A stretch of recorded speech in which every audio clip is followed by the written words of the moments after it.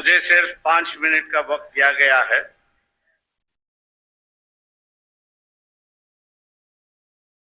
राहुल गांधी जी,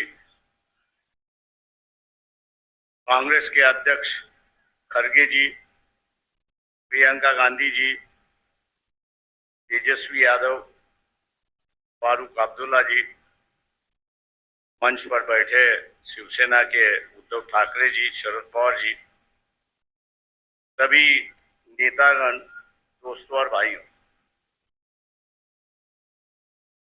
जहां तक मैं समझता हूं कि हम लोग को लड़ना चाहिए, साथ लड़े अकेला लड़े, लेकिन लड़ना चाहिए।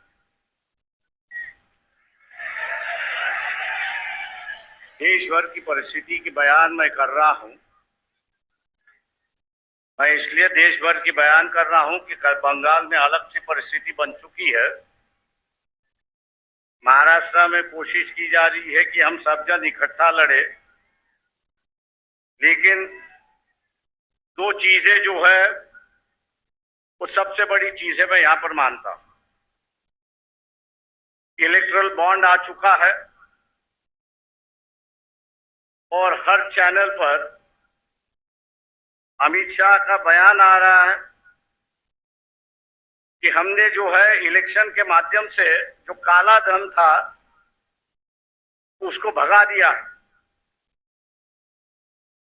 लेकिन मैं मोदी जी से और अमित शाह से पूछना चाहता हूं, future gaming and hotel service company है कि जिसकी 2021-2022 की जो नेट प्रॉफिट है, ये नेट प्रॉफिट ये 215 करोड़ का है और उन्होंने इलेक्ट्रल बॉन्ड जो है वे 1360 करोड़ का खरीद लिया है।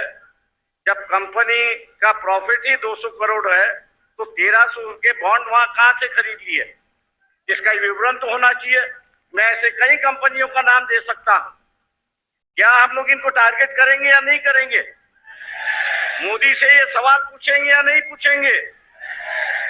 और हम लोग जरूर पूछना चाहेंगे कि आप कह रहे हो, अमित शाह से हम कह रहे हैं कि आप टीवी पर जवाब देते हो तो इसका जवाब दीजिए कि इस कंपनी के पास 1300 करोड़ रुपए कहां से आए, इसका जवाब होना चाहिए। आप इन पर ईडी की इंक्वायरी करवा रहे थे, लेकिन इंक्वायरी की इंक्वायरी अब रुक चुकी है। ऐसी एक परिस्थिति है।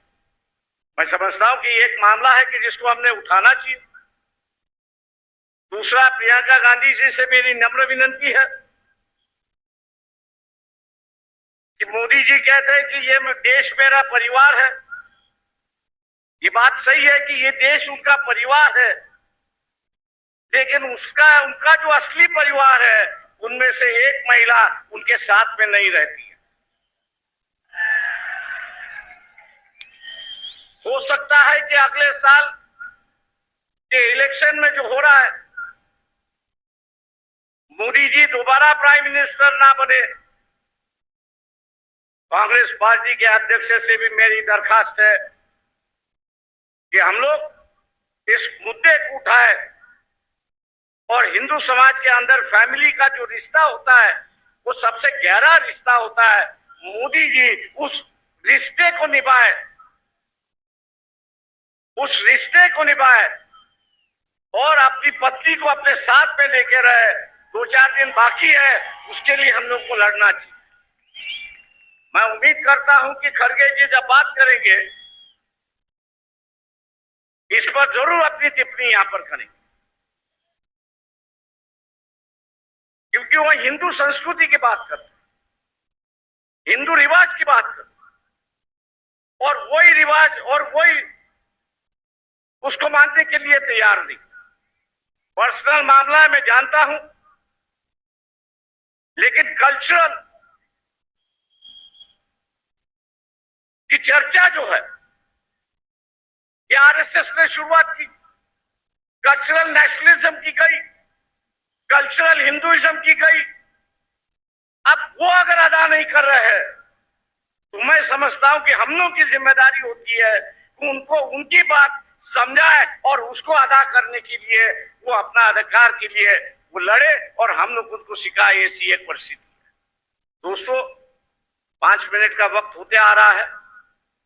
मैं और एक बात यहां पर कहूंगा, राहुल गांधी जी से मेरा दरखास्त है यहां पर, वो ये है कि ईवीएम जो है 2004 से मैं उससे लड़ रहा हूं। आज भी बंबई हाईकोर्ट में उसके लिए मैं लड़ रहा हूं। पिछले 6 महीने से जब ईवीएम इंक्वायरी की बात आई तो इलेक्शन कमीशन उसको टाल रहा है। उसकी जो मशीन आती है वो अमेरिका से आती है, लेकिन वहां के जो चिप उसमें दो है, स्टोरेज चिप जो है, वो यहां 20-20, 25-25 रुपए में मिलते हैं कि जिसको मैनिपुलेट होगा। राहुल गांधी से मेरी दरखास्त है कि पार्लियामेंट भी किस पे विश्वास करे, पेपर ट्रेल पे विश्वास करे और ईवीएम पे विश्वास करे। तो पार्लियामेंट ने कानून से कहा है कि अगर डिफरेंस आया, ईवीएम के काउंटिंग में डिफरेंस आया और पेपर ट्रेल की काउंटिंग में डिफरेंस आया, तो मानना है कि पेपर ट्रेल का जो वोट है वही आपको मानना है, ईवीएम को बगल में रखना है। क्या हम लोग इस इलेक्शन के पहले, इलेक्शन शुरुआत होने के पहले इलेक्शन कमीशन को घेराव डाले, सब पार्टियां उनसे मिले कि अगर कोई कैंडिडेट अर्ज करता है, एप्लीकेशन करता है कि वेरीफाइड पेपर ट्रेल जो है वो काउंटिंग होना चाहिए, उसका एप्लीकेशन मंजूर होना चाहिए। क्या हम लोग इसके लिए लड़ने के लिए तैयार है? दिल्ली में हम लोग को यहां पे जाना होगा। मैं राहुल गांधी से विनती करता हूं कि वो अगर डेट ऐलान करेंगे तो शायद हम लोग उसमें शामिल होंगे।